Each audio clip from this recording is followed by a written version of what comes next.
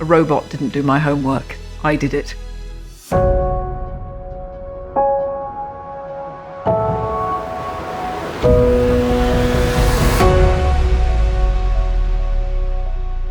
It's very important that photography be protected and not just get kind of swept away in a wave of innovation when suddenly people look around and go, oh, what have we lost? My name's Sarah Lee. I'm a photographer. I do a lot of photography around the arts.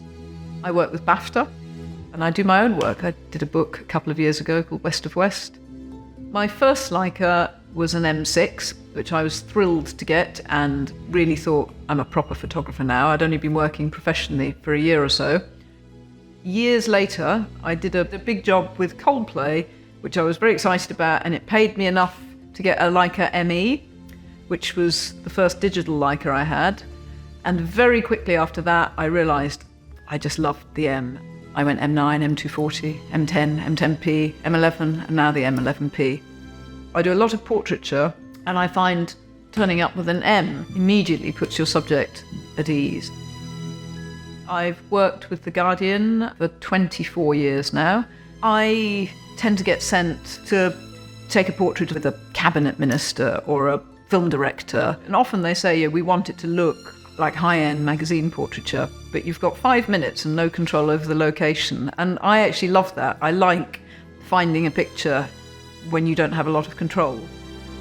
Photography is about truth and context, and CAI sounds vital. I imagine every photograph will have to have it. And I think this development in general, and the fact that Leica is putting it in their cameras, is tremendously important.